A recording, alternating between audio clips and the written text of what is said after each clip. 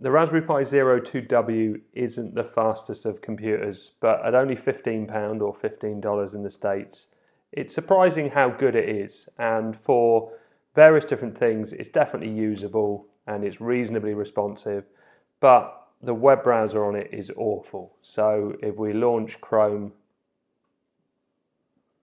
and we'll do this in real time and we'll see how long it takes to launch Chrome. And I think we also get a warning as well to say that you've only got 512 megabytes of RAM, which is fair enough. So still going.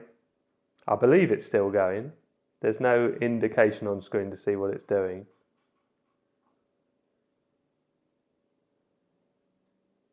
There you go. So the Chrome web browser is launching. Still going, haven't even got a search box or anything yet. This is running on Wi-Fi. I'm running on a USB stick at the moment, a Samsung bar. And now, oh no, we're still not there.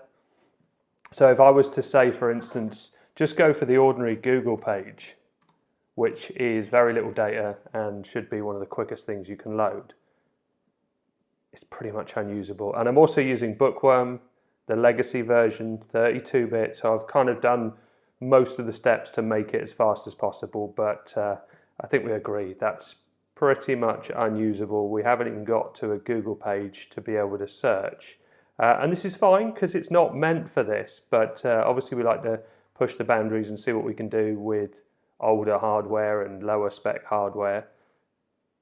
I don't think it'll be like this when we get a Raspberry Pi Zero 3W, which hopefully will have a sort of Pi 4 power and more RAM. But yeah, you can see, wow, finally it's done it. So the fastest way you can get the browser to work is to use it in terminal. If I do Control, Alt and F4, that quits us out to terminal. Now, if we press up, we've got Links 2, which is a terminal-based browser. And I'll just do the same thing as I did before. I'm going to press G to go for a web page, and then I'm going to go google.com. And it's instantly there.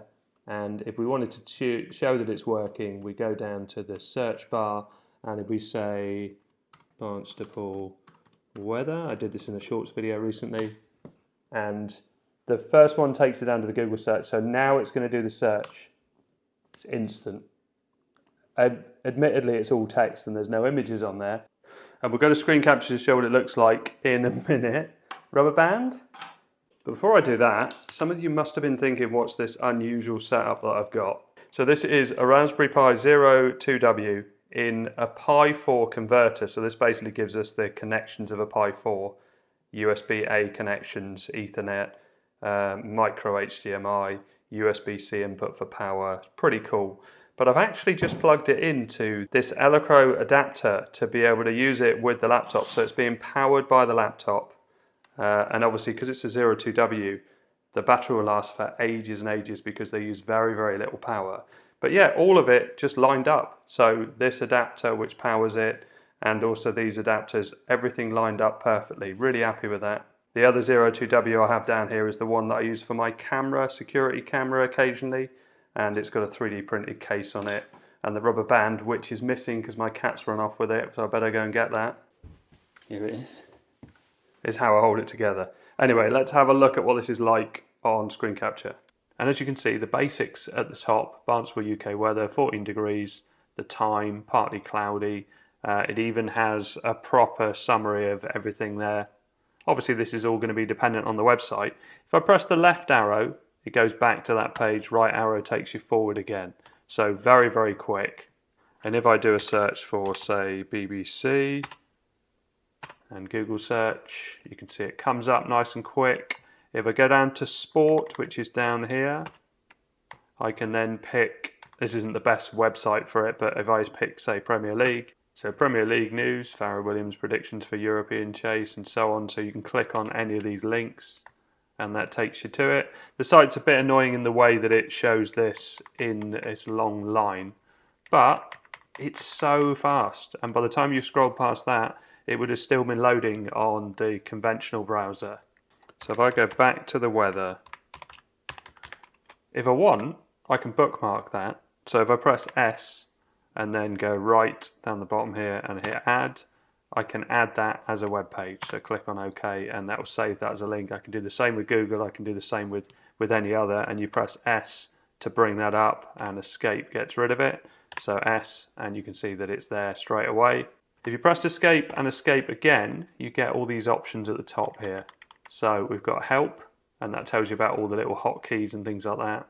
User manual, copying, everything else in here, like blocked images, mail and telnet. Downloads, you can download files and things on here into the operating system, and various different search functions as well. And go to URL, go back, and bookmarks and so on. And you can also exit from here as well.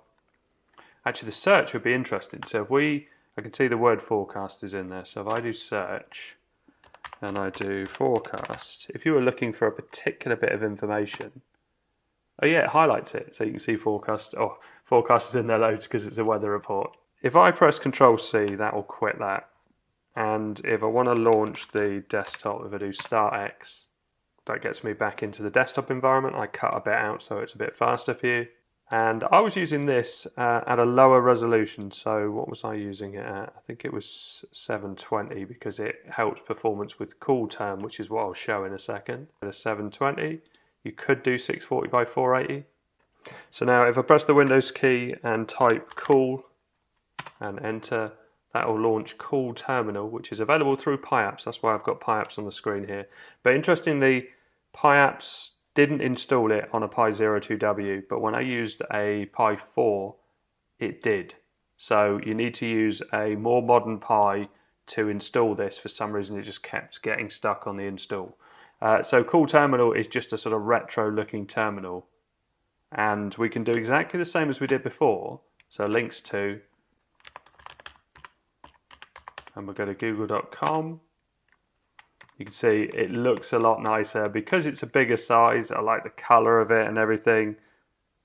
If we do BBC Sport again and just launch that, it's still pretty fast. It's not as fast, but it is still pretty fast. And as you can see, for the right websites, it's going to be fine. So let's go for darts. Perfectly readable and a nice big size on this screen.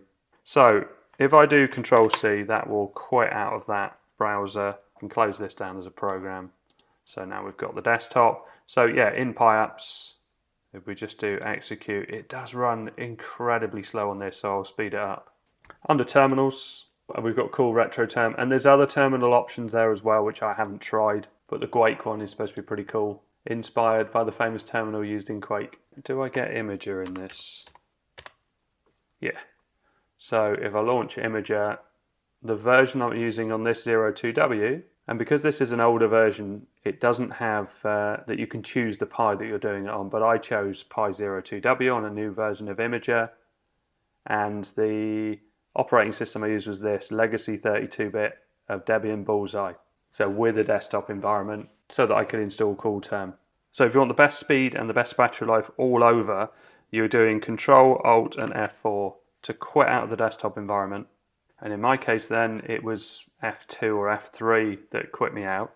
So if I log in, just to show how super swift it is, I can start the browser links to and press G and go google.com. And if I wanted a different search engine, say bing.com, I can do that and search, and it is just lightning fast. And there's also F9 is the menu, as well as escape.